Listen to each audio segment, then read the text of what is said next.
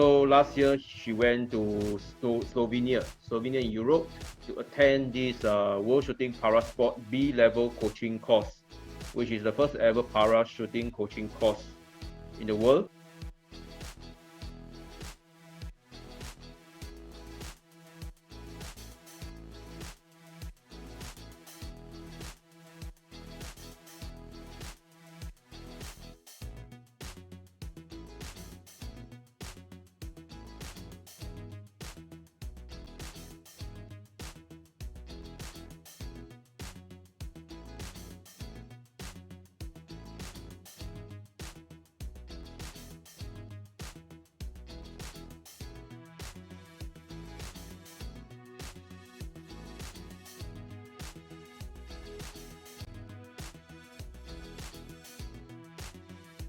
So this 5-step system I created, right? First, I will talk about will be the A for area of improvement. You need to select the area of improvement that you will wish to improve.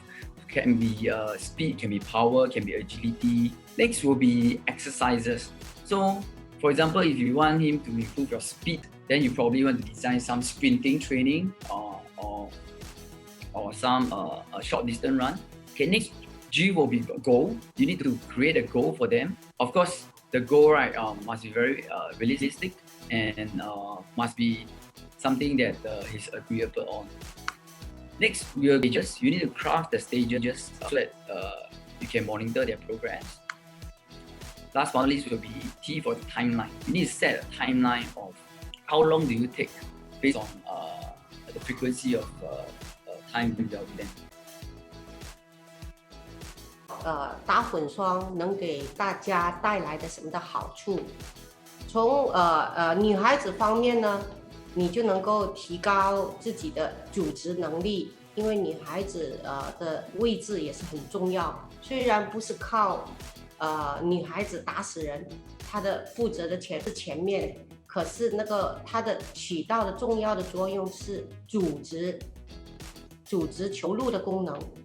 所以像男队员呢，就是能够提高自己的整体的能力，后场进攻能力，还有后半场的控球能力。所以，可是其实最重要的是打混双呢，能突破自己原来的水平。混双能够通过配合，把自己提升到更好的，就是发挥自己最大的潜能。所以这个其实就是最重要的一个好处了。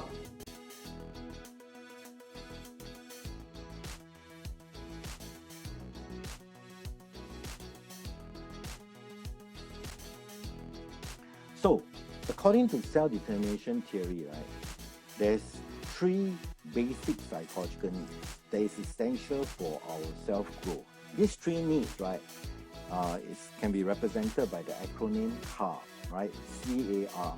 C is competence. Now, competence, right, is the need to be able to experience mastery and effectiveness when you're dealing with the environment. The second needs, right, is about autonomy. Again, right, autonomy is the need to feel the ownership of one's behavior, okay? And to be able to have a sense of choice. And the third needs, right, is the needs of relatedness. And once these 3 needs, right, are being satisfied in a particular context, let's say in sport, the intrinsic motivation for that particular activity, right, will be enhanced. Okay, so this is the key of self-determination theory.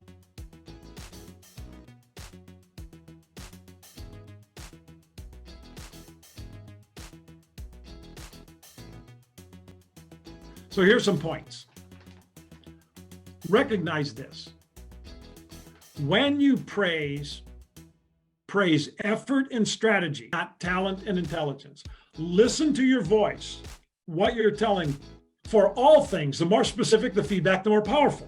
When you tell somebody, that was a good shot, that's nice, but it's not that helpful when I can be more specific. I love the way that you kept your eye on the target and not just watching the ball, you are watching the target. That's what we're looking for. That's helpful. Look, only praise when there's a reason to do it. Otherwise, it becomes meaningless. And then praise in private. Now that doesn't mean just go off to the side, but recognize that praise, you're not praising someone so everyone else can hear it. This is not a reward, this is feedback. If somebody's doing something right, tell them specifically, and it's feedback.